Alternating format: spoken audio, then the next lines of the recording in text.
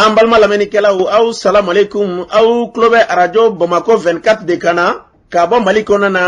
minnu bɛ k'an lamɛn jamana fan o fan jamana kɔnɔ ni jamana kɔ kan k'aw bɛɛ lajɛlen fo ni k'aw koɲuman dɔn aw sɔgɔlen b'aw ka arajo Mali la Bamako 24 min bɛ yen n'a bɛ kunnafoni latɛmɛ aw bɛɛ lajɛlen tɔgɔ la diɲɛ ma don o don a balimakɛ n'aw denkɛ Abdulaye Kulibali fɛ k'a sɔrɔ ɲɛmaaba n'i y'a sɔrɔ o bɛ tali i ka jɛjɛ sari la ale bɛ ka baaraw bɛɛ lajɛlen jateminɛ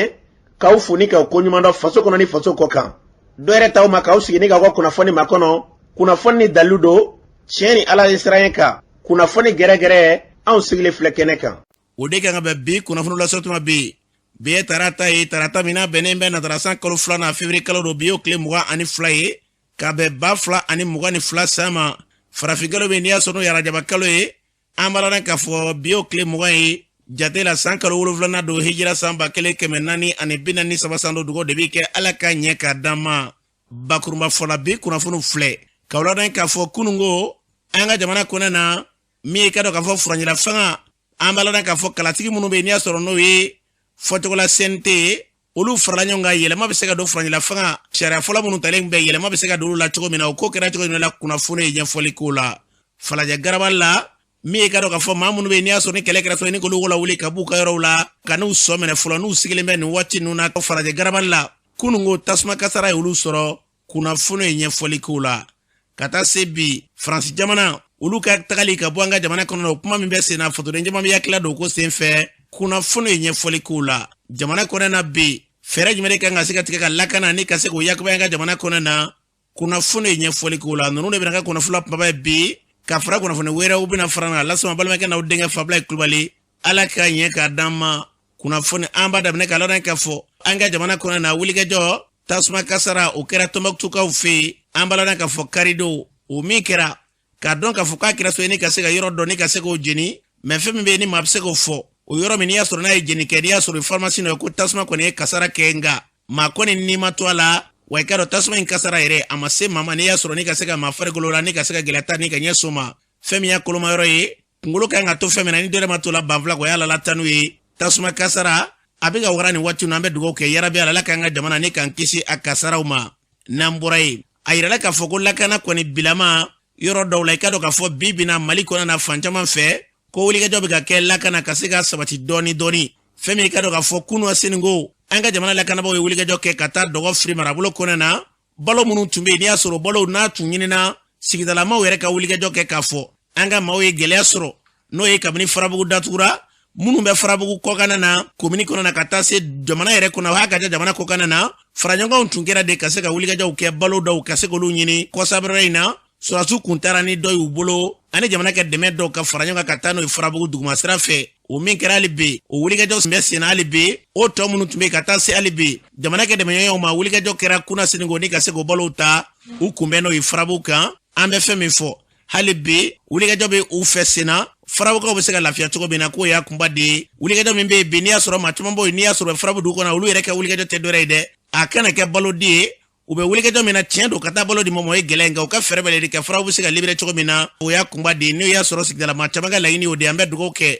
wulikɛjɔ minnu bɛ sen na bi ala k'a wolo fɛn min na o ye Farabugu ka kanabila da kelen ala k'a kɛ ten n'an bɔra ye an b'a la k'a fɔ an ka jamana kɔnɔ na sariya min n'i y'a sɔrɔ n'o ye furanjira fanga a kunda ani ka dɔn k'a fɔ baara dɔw kun b'a kɔnɔ na yɛlɛma ka se ka d'olu la o baaraw sigira sen kan an ka jamana kɔnɔ na kununko CNT kɔnɔ na maa 100 ni maa 20 o bɛɛ lajɛlen jɛra n'a ye k'a fɔ ko hakilila min talen filɛ faso fɛ o hakilila u bɛna don a da fɛ o kɔfɛ maa si kelen ma sɔrɔ ye min y'a yɛrɛ k'a fɔ ko ale t'a la walima maa ma sɔrɔ ye min yɛrɛ y'i yɛrɛ minɛ k'a fɔ ko ale tɛna don a la walima k'a fɔ a kɛra ne tɛna jɛn n'a ye o maa ma sɔrɔ kɛnɛ kan a yirala k'a fɔ ko nin min kɛra n'i y'a bɛrɛ fara ɲɔgɔn kan ni k'a lajɛ yɛlɛma kura minnu bɛ yen n'i y'a sɔrɔ n'o bɛ ka fɔ fasodenw fɛ k'i ka dɔn ko nin y'o sira de ye kuma kolomaro tɛ dɔ ye wulikɛjɔ min bɛ sen na ko a bɛ se ka kɛ cogo min na ko a kunba ye dɔ ye faso ka ɲɛta kɔ a kɛnɛ kan min ka dɔn k'a fɔ Manguma Gabriel Konate ka taa fara Abubakar Sidiki Fɔnba olu be baara yɛrɛ kɛra cogo jumɛn na olu b'u hakili da sen fɛ an k'u lamɛn. A fɔra ko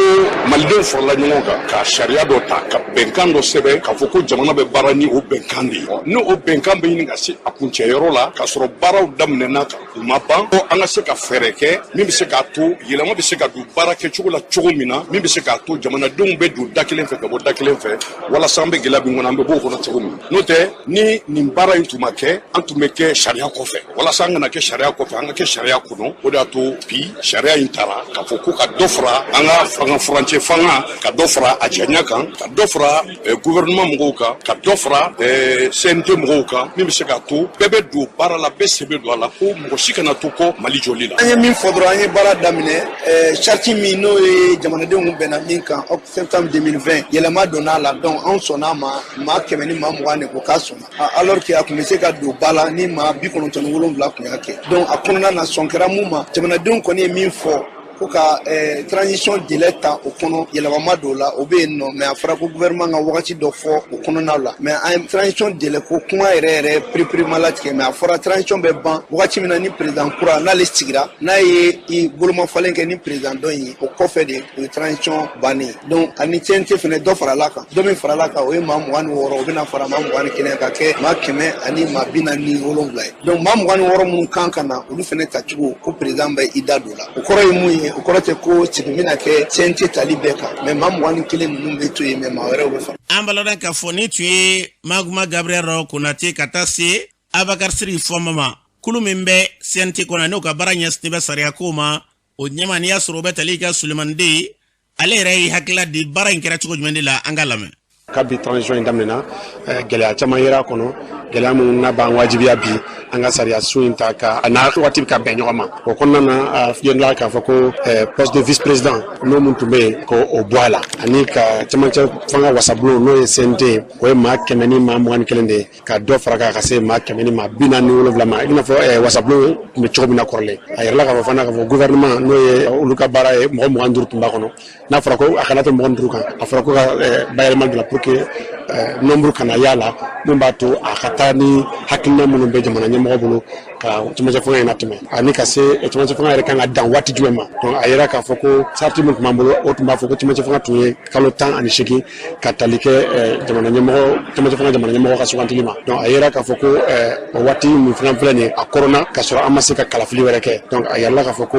camancɛ fanga dan ka kɛ bɛn assise nationale min kɛra olu ye mun fɔ de 6 mois à 5 ans anw ye amendement mun kɛ ka fara kan ye k'a jira bɛɛ la k'a fɔ ko an man tɛ ka waati fɔ an da la ka da kan an bɛ yɔrɔ min sisan kuma ɲɔgɔnya bɛ Mali ni CEDEAO ni Union africaine ni hali Nations Unies ni ɲɔgɔn cɛ donc an man tɛ ka waati fɔ bilen nka an bɛ se k'an sɔnni sigi a kan ka fɔ ko camancɛ fanga a kan ka kun cɛ ni kalafili min bɛ jamana ɲɛmɔgɔ kura di an ma donc an y'o de fara a kan k'a fɔ ko camancɛ fanga bɛ dan ni kalafili kɛra ka jamana ɲɛmɔgɔ kura sigi o k'a ka kalikan kɛ ani k'a ka fanga ta donc an y'o de k'a kɔnɔ ka taa ni kɛ waati cogoya ye jamana in yɛrɛ mago bɛ o de la mun b'an kisi sini ma vide juridiquement mun b'an kisi ko caman wɛrɛ ma ka taa sariya a ma ɲinan fɛ comme a bɛ fɔ cogo min na session extraordinaire min convoquera juma février kalo tile 4 ale tun ye sariya sɛbɛn dama dama tun bila ka na nka a yɛrɛ k'a fɔ ko an bɛ waati min na komi sisan min ka gɛlɛn Mali ma bi o ye camancɛ fanga sariya so in de donc an ka a lajɛ joona ka o de ta ba la donc o de kɔnɔna na i y'a ye ale de kelen pe inscrit bɛ ordre du jour la donc an bɛ waati min na komi sisan sariya so wɛrɛ foyi t'an bolo an kan ka kuma mun kan fo n'a sɔrɔ gouvernement y'an wele tuguni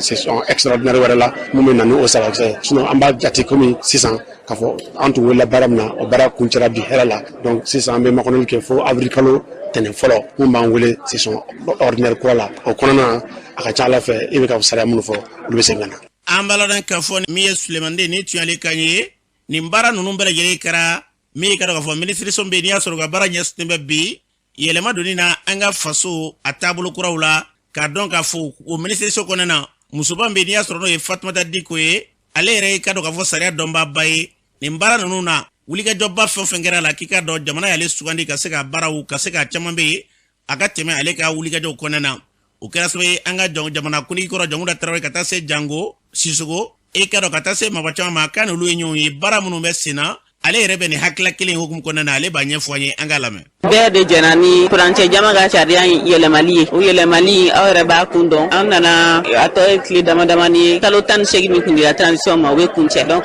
comme an bɛna se o kuncɛli ma jana an ka taa bi waati dɔ kɔnɔ waati min ma fɔ sariyaba in kɔnɔ donc président y'a ɲini an kana camancɛ fanga ka wasabulon ɲɛma walisa u ka an yamaruya an ka yɛlɛma don sariya in na walisa transition ka se ka continuer n'a ka baara ye min bɛ taa n'a ye Mali kura jɔli sira an bɛ kuma na kɛrɛfɛla la o bɛ sen na yɛrɛ o daminɛna kabini semaine passée donc jana o kuma ka kuncɛ olu de bɛna sanɔ a bɛ bɛn u bɛ kalo san hakɛ kalo hakɛ min d'an ma a bɛ bɔ o jɛ in de ka o lajɛ in de ka yamaruya kɔnɔ donc n'olu ye hakɛ min fɔ en ce moment an b'o don chronogramme de kɔrɔ directement mais ni sariya in bayɛlɛli kun ye ka principe dɔrɔn don a kɔnɔ k'a fɔ ko transition bɛ kuntagala bɛ janya baarakɛcogo ka fisaya ko minnu b'a kɔnɔ minnu kan ka falen tel que vice président aw yɛrɛ y'a ye vice président tɛ yen tuguni donc o yɔrɔ bɛɛ bɔ sariya kɔnɔna na sariya ka bɛn min bɛ ka kɛ sisan u ka bɛn ɲɔgɔn ma ni lajɛ in kun fɔlɔ dɔ ye ka assise nationale fana ka laɲiniw k'o ladon sariyaba in kɔnɔna na o sariyaba in kɔnɔna na effectivement comme a y'a fɔ cogo min na kalo 6 ni san 5 de dira transition ma jamanadenw fɛ parce que ne bɛ radio caman lamɛn n bɛ télé caman ye n b'a ye mɔgɔw bɛ ka kuma charte kan a bɛ réseaux sociaux kan caman lakodɔnna a ko la mais o t'a bali an ka continuer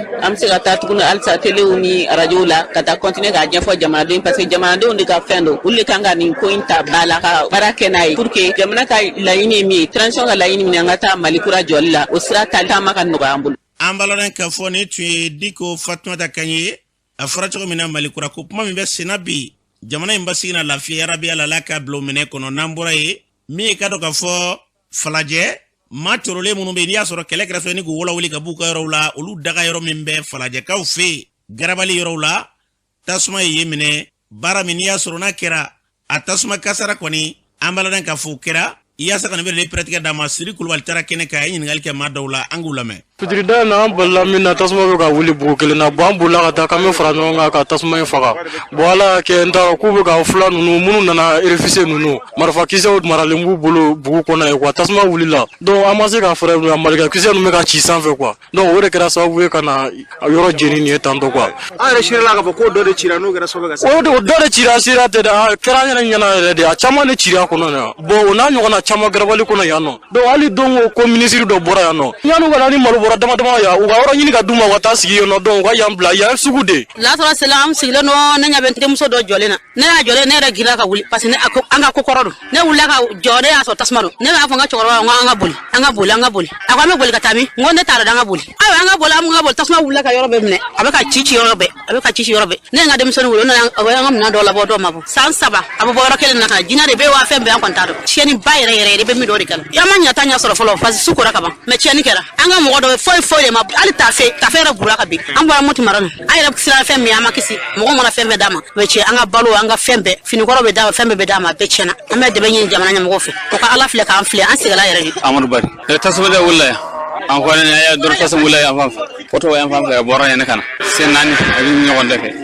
karbala yan a cɛni fanga bonyana a bonyana fo dan tɛmɛ ka bɔ yan nɔ ka fɔ mɔgɔ t'a dɔn fɛn bɛ cogo min yɛrɛ fɔlɔ misi bɛɛ taara mɔgɔ t'a dɔn yàlla dɔ jeni na dɔ bolila ka taa n'a dugu ma jɛ mɔgɔ si t'a dɔn a bɛ mun kɛ fɔlɔ. tasuma bɔra an kɔfɛ a bɛ wuli ka na mɔgɔ bɛɛ bɛ boli an ye minɛn dɔ cɛ an ma dɔ cɛ a fɛn bɛɛ cɛna an jɔlen filɛ fo an yɛrɛ de minɛn bɛɛ tunna minɛn bɛɛ jenna bɛɛ taara yɛlɛya nana kɔfɛ an bolila ka na yan fana an sigira yan an bɛ n ka balo ɲini ka an ka denmisɛnnin tɔ balo a fana kɛra ko ye donc mun de tasuma bɛ wuli i b'a dɔn mɔgɔ min bɛ buguso ko dɔ kɔni ani tasuma de bɛ ɲɔgɔn fɛ o fulaw ka baara don fulamuso bɛ kɔ fula la yan nɔ u bɛ tobili kɛ san o san tasuma don an ka yɔrɔ la an b'u gɛn ka bɔ yan refusé musow sigi yan fɛ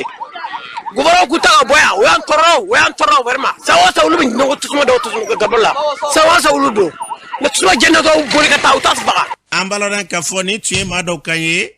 k'a dɔn k'a fɔ ni tun ye maa dɔw kan ye kɛnɛ kan ye o kɔfɛ min ye ɲɛma dɔ ye kɛrɛnkɛrɛnnenya yɔrɔ in yɔrɔ la ye n'o ye chef secteur dɔ ye Ousmane Koyita a ye ɲininkali ta ni ka ɲɛ sale yɛrɛ ma o ye kuma min fɔ an ka lamɛn. Ousmane Koyita réfugiés bɛ yɔrɔ min na dɛ tasuma de wulila u yɔrɔ la ka Galbal bɛɛ minɛ u ka buguw bɛɛ minɛ kana do an ka galbal la san fana tasuma de buguli ulu ka bugula ka do an ka galbal la dugu mana jabu fo ko refugee ka yoro jenna on dum mo bi sa an ka misiw bi sa an ka sagaw bi sa an ka baw bi sa mais abi fo refugee ka yoro di jenna vraiment an gon degura unno fe mais sini na Allah sonnama buguti joya sini na Allah ni kila sonnama ambita bugusiti joya fuka metri bidulu de blawn uche mune bena nini uka tobili tasuma de benanai nyina ta ko ni Quran ta la de uka tobili tasuma do tieni ko ni dan ta la folo de man ni ma to la amo kibare ya me folo mais me vie bo mu chira yoro na ma ci an nord la bo mu min kira buguni konna nay malfa kiso ni grenadier minu kira buguni ngono ama ci hal nord la atumani ya fam ya marfa kiso bi grabal kono ya ati galbal kono da bir fije ko la siga be mo ko kunta minu bole nord la kana kelende a fembe bu bule Allah ka ambe la kana do tamana nyemma u ka laje ka jadi sun mabbo awna ka ta keneje kan ka bo baawon kema doko ko jadi suwe mo munu gen ko lu sigiro bla lu nana e ko lu jadi suwe muna min bi kila en suna o munere bo mo minu mi ka ci tasmani kema o mu dui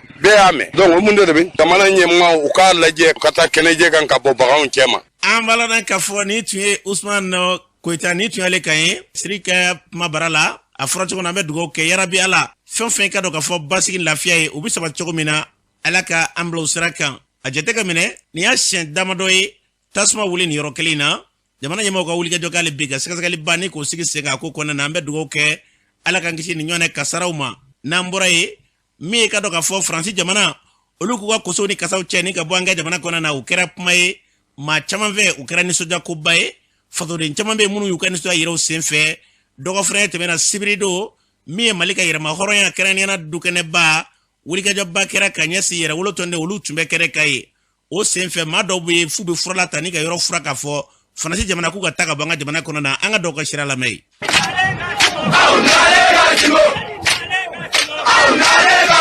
bi an bɛ yan an nisɔndiyalen don Faransi ko k'a b'a ka bagasiw ta ni san caman in kɛlɛ kɔfɛ Faransi kara an sera la donc an sera an jugu dɔ la donc an nan'o ɲɛnajɛ de kɛ donc an ko an ka bɔ ni furannaw ye ka bɔ ni bugurijɛ ye donc ka Faransi sen nɔ fa ka bugurijɛ kɛ ka a ɲama kifa donc bi de an bɔkun y'o de ye bi la France est un médicament incurable a tɛ se ka Mali bana furakɛ donc o de kama n k'a ka taa a ko a nimisar'o fɛnɛ la k'olu bɛ kalo 4 kalo 6 kɛ donc an ka jamana ɲɛmɔgɔw minnu jɔlen d'u jɔyɔrɔ la Assimi a n'a ka gouvernement u ko n'i ko k'i bɛ taa an bɛ s'an yɛrɛ kɔrɔ donc o de bɛ yen sisan n'a ma taa an b'a la taga jagoya maa minnu bɛ Faransi jɔyɔrɔma tigiri ala k'u ta cɛ maliden jugu b'u bolo ala k'u ta cɛ maliden jugu b'u bolo ci ni tile ala k'u ta cɛ an bɛ min fɔ an lujuratɔw an bɔra ka na an ka nisɔngoya yira bi k'a kɛ mun ye tɔɔrɔ min b'an lujuratɔw yɛrɛ kan bi k'a sababu kɛ Faransi ko ye ala dɔrɔn de b'a dɔn Faransi y'anw tɔɔrɔ Faransi y'anw kɛ anw filɛ ɲɛbɔna bi Faransi nɔ de nka an bɛ dugawu kɛ Mali ye barika bɛ jamana in na barika ni sinji o bɛ jamana in kɔ kojugu an bɛ dugawu kɛ jamana in ye ala ka jamana in ta ɲɛ ala ka jamana in bɔ a jugu bolo hali bi ni jugu min bɛ ka jamana in ta cɛ ala k'i ta cɛ ni jugu min ko jamana in tɛ lafiya ala ka n'i lafiya ni jugu min ko jamana in tɛ ɲɛsuma ala ka n'i ɲɛsuma ala ka Mali dɛmɛ ka Mali bɔ a jugu bolo jugu min ko k'a ɲɛ tɛ da Mali kan ala ka biyɛn dimi ko faga ka sɔni ko faga ka dusukun ko faga bon soba de bɛnba ye bɛnba ou bien o ka to fiɲɛ kɛlɛ la fiɲɛ ko fa an bɛ ala fɔ alhamdulilayi rabbil donc an ma fɔ Makɔrɔ ka taa Makɔrɔ yɛrɛ taara a yɛrɛ donc bi an bɔra k'o tagali de sɛbɛntiya kan gouvernement fɔ a ka décision na ni ala sɔnna ma ni Faransi ni fɛn b'a jɛ n'a sera ka minɛnw de sama an b'a dɛmɛ ka minɛn ninnu sama ka taa n'a ye an kɔni bɛ ala deli boulevard in kan bi an tɛ fɛ ka don ka sɔrɔ an ma kuran tagali ko ma n'a ma taa an yɛrɛ bɛ fɛɛrɛ ɲini k'a dɛmɛ ka taa n'a ye. an baladan k'a fɔ ni tun ye fasoden dɔw kan ye yɛrɛwolotɔn olu ka fara ɲɔgɔn kulu ka se maa dɔw ma ka wulikajɔ kɛ ka t'u jɔ Faransi ka tali o y'a kunba de an bɛ dugawu kɛ min da ka an ka jamana la ka Mali bila o sira kan n'an bɔra ye Mali ministre ɲɛma Dr Choguel Kokala Mayiga ale ko ko fɛɛrɛ min tigɛlen bɛ bi Mali ko yɛrɛ la ka se ka Mali taa ɲɛ ka wulikajɔ kɛ jamana in basigi ni jamana in lafiya u bɛ se ka kɛ cogo min na ka tila ka kuma M5 sifinnakaw k'olu fara ɲɔgɔn kan o wulikajɔ yɛrɛ la o ye nisɔndiyakoba ye ministre ɲɛma ye kuma min fɔ an k'a lamɛn. An b'a fɔ min ma ko les forces du changement bɛ yɛlɛma labɛn u kan k'u tɛgɛ di ɲɔgɔn ma o ye kelen a filanan u kan ka maliyɛnw bɛɛ wele an b'a fɔ min ma ko inclusivité parce que an bɛ kɛlɛ min na bi ka terroriste kɛlɛ jamana wɛrɛ bɛ yen fana min ko k'u t'a fɛ ka gouvernement in ye u ɲɛ la u ninnu bɛɛ kɛlɛ fo maliyɛn k'u tɛgɛ ɲɛma Mali kɔnɔ ka kɛlɛ in kɛ pour que ka Mali hɔrɔnya n'a danbe ka segin a ma o de y'an ka kɛlɛ ala barka la y'a fouillé bi au président de la transition colonel Assimi Goïta hami wéré ta la bi hami wéré te aka gouvernement la hami wéré te président de la du Conseil national de transition là hami wéré te Conseil national de transition là hami wéré te institution de la transition be hami wéré tout là ka Mali dambe na Oren ka sigama ka Mali te jamana kele ka terroriste kele ka jamana lafia ka président jo président sigira o ya soro jamana labelendo beni nyesi développement o ya soro kele kechaw kele minão kanga l'armée organisée kera kabla akrefe ase kabaraki odianga hami transition be bandomi Mali togo be fo yoro bela Mali be bonya yoro bela fo bi yere avec ndila ka fuye mogo minum be kan jawli ku be ta kan toy amena ke comme demisinu fitini ni be tama fika bi ka wuli ka tama bi ka siyere la tu tora ki bolo mine dongoro etse ka fuke kan toy amba yereta comme ya fo ku be taga an kuma fo mogo shikata mais mogo min ko kate toya fo anga ke ajoye ka joye ante soma mogo shi bala ke mogo mi ya fo kale beta amba yereta amanga jamana mara anga Mali horena dambe ka sigam donc force de changement kan go tege di nyoma nano kuma de fo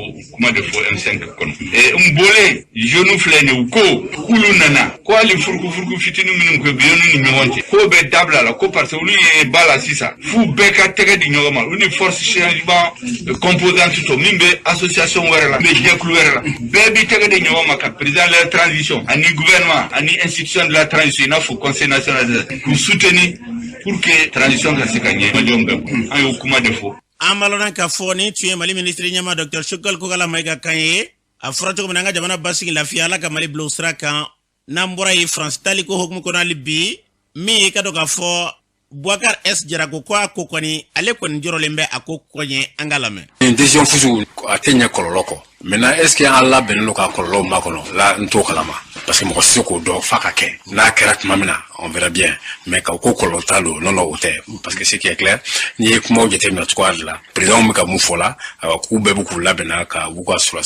Alassane ere mu fo buka sur su la be be ka frontière garder on dirait que la malo rafene français jamana do amano on aski ni fando dans tous les cas ndi aje timne France tara dafa dugub ni bela na bora Mauritanie Algérie la dafa tuku to be aski tire position ta wulu bela donc ça veut dire que abna ka fando ko ni malika relation si ça abna diriger vers la Mauritanie et l'Algérie est-ce que ole majele tira en tout cas ko lumbi ou skini amaski ni fando mais c'est qu'à préparer la que mundo pour l'instant bon mu joro benela est-ce que nous n'avons pas Ukraine quand nous continuer régler Sahel kono ajabana kala nous parce que nous risque de nyona il se trouve que risque bien ko tatugo vraiment les joro doni c'est vrai toi ou broba ka anjugute ani fenate ou ko intérêt ina risque fena ko intérêt ina risque ton nio surtout bi risque folta ko ngafso parce que il y avait engagement donc nyona Ukraine c'est que ou ça trabatola on a Sahel qu'on a fait surtout que on a aussi on fait le Mali le CDAO au Joroba de Benena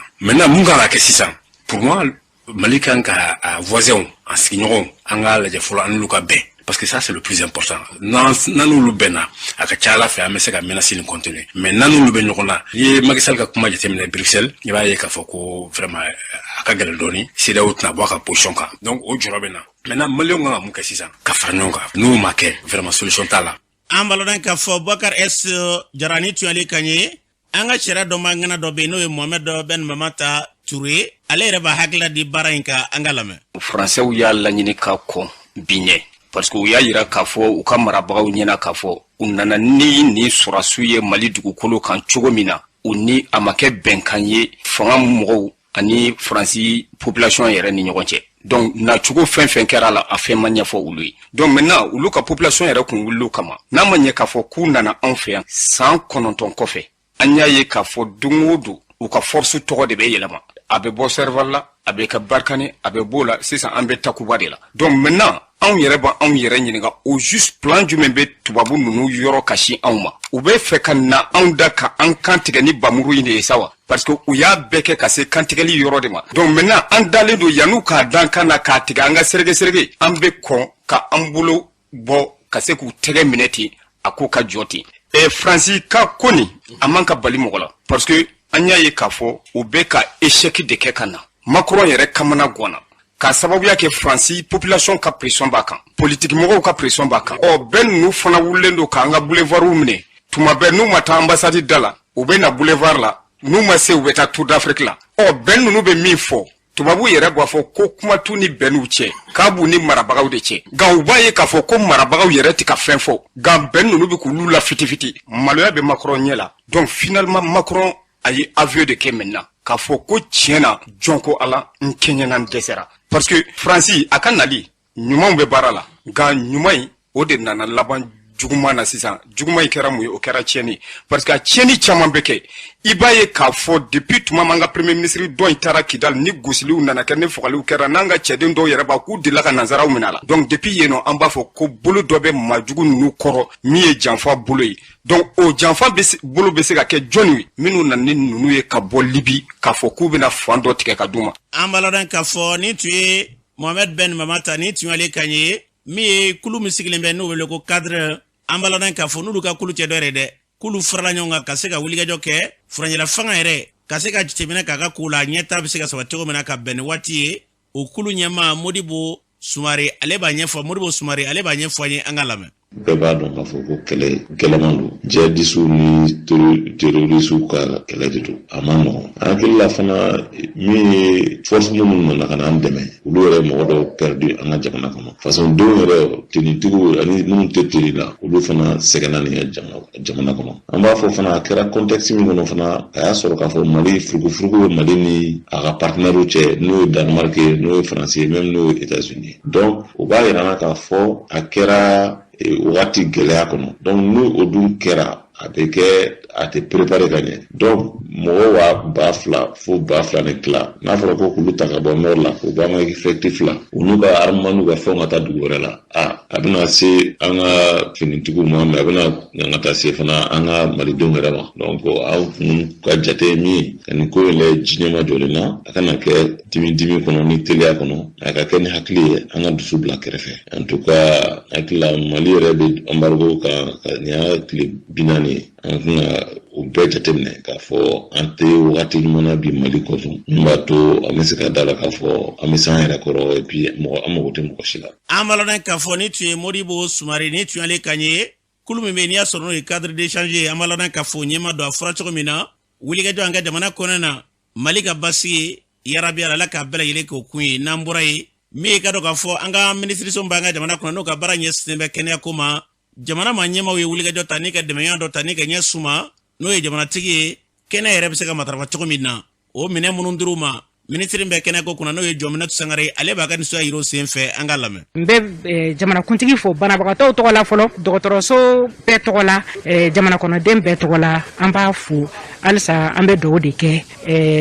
an ka jamanakuntigi Ala ka lakana halisa Ala ka barika don a la halisa ka barika don an faso Maliba la munna an bɛna tila dɔgɔtɔrɔsow de ni ɲɔgɔn cɛ sɔrɔdasiw ka furakɛli yɔrɔ ani civiliw ka furakɛli yɔrɔ a bɛna tila o ni ɲɔgɔn cɛ donc anw yɛrɛ y'a ye minnu mago bɛ minɛn la donc madame la conseillère bi yan nɔ donc sisan an bɛ bɔ yan sisan an bɛna taa tilali de daminɛ yaasa bɛɛ k'i ta sɔrɔ teliya la baara ka daminɛ a la. an b'a lɔn k'a fɔ Mali ministre min bɛ yen ni o ka baara ɲɛsinnen bɛ kɛnɛya ma Jɔminɛtu ni tun y'ale kan ye a fɔra cogo min na dɛmɛya min filɛ ka kɛ nin ye dɔ yɛrɛ tɛ kɛnɛya ka se k'o matarafa an ka jamana kɔnɔ na Ala ka bila minɛ kɔnɔ n'an bɔra ye min ye ka dɔn k'a fɔ an ka jamana kɔnɔ na Gabriel Touré ni o ye kɛnɛyasoba ye olu bɛ fara ɲɔgɔn ba dɔ kɛ fara ɲɔgɔn min n'i y'a sɔrɔ baaraw yɛrɛ ɲɛta ko ka se ka sabati don kow kɔnɔna na o fara ɲɔgɔn bɔra ka kɛ dɔgɔ fɔlɔ in kɔnɔna na wa tako 45 kɛnɛ kan o sen fɛ min ye ka dɔn k'a fɔ a ɲɛma ye ale b'a ɲɛfɔ an ye an ka lamɛn. an ye minɛ caman sɔrɔ pour que banabagatɔw bɛ na yɔrɔ minnu na o yɔrɔ bɛ se ka nɔgɔya dayɔrɔ bɛ nɔgɔya o ma cogo min service caman de ye dɔ sɔrɔ ni minɛn kura ninnu na donc an bɛ se k'a fɔ o ma k'o ye an ka baara ye sira ka nɔbɔ min fana ye a musaka ko ye musaka ninnu tun prévoit la 100 sarala an ye fo 85 hakɛya sɔrɔ la service minnu ni minɛn kura ma sɔrɔ ka bila olu kɔnɔ 2021 na olu minɛnw ka se ka sɔrɔ 2022 la a filanan ye o ye dɔgɔtɔrɔ minnu b'an bolo u bɛ se ka kalanw bɛ continuer cogo min na pour que u bɛ baara min na ɲɛdɔn ka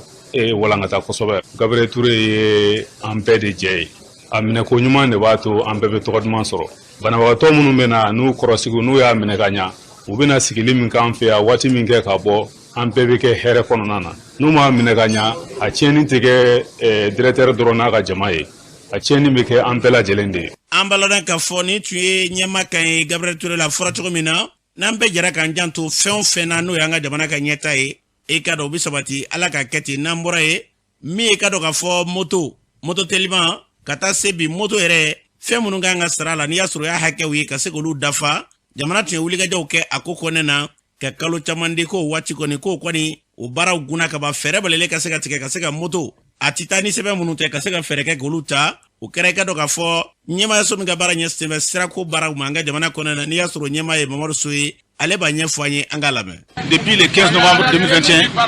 gouvernement ye sariya dɔ sigi k'a fɔ ko